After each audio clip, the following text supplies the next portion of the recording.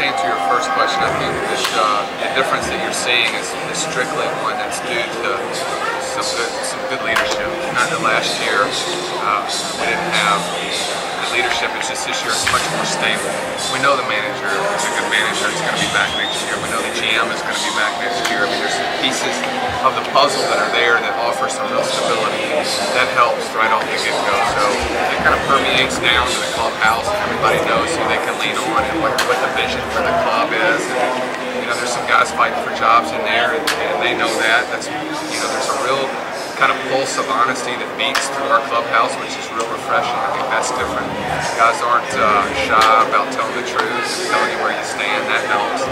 So we got a lot of things that are really going well. You know, the communication this year has been much better between players, front office, players, manager, and that's also helpful. So you've seen a lot of changes in culture, as far as the way that the clubhouse is run and the people that are in it. And of course, every year there's a different dynamic simply because you're introducing new personalities.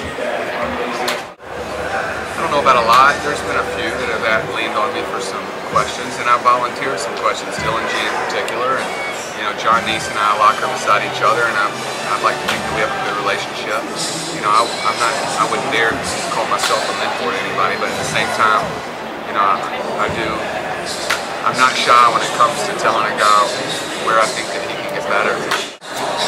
Well, that's a good question. It's hard because I'm the type of guy that, I don't enjoy anything more than winning. It's just such a good statistic for me personally. Now I know those metrics, that specific metric is not a good measurement. I realize that because a lot of guys get run support, a lot of guys don't, so on and so forth. At the end of the year, if I can look back and have an ERA that I feel like is in a good place in innings pitched, that will show that I've been reliable and trustworthy, and that's all I want to be. If I can be reliable every fifth day, then you're going to get 6, 7, 8 innings out of me. I'm going to keep the team in the game. I'm going to do it every fifth day, then I feel like there's a lot of merit to that. And that's what I've always tried to gear my workouts to, my mentality to, and that's what I feel like I can offer. I don't feel like I necessarily on a daily basis can go out there and be Roy Halladay.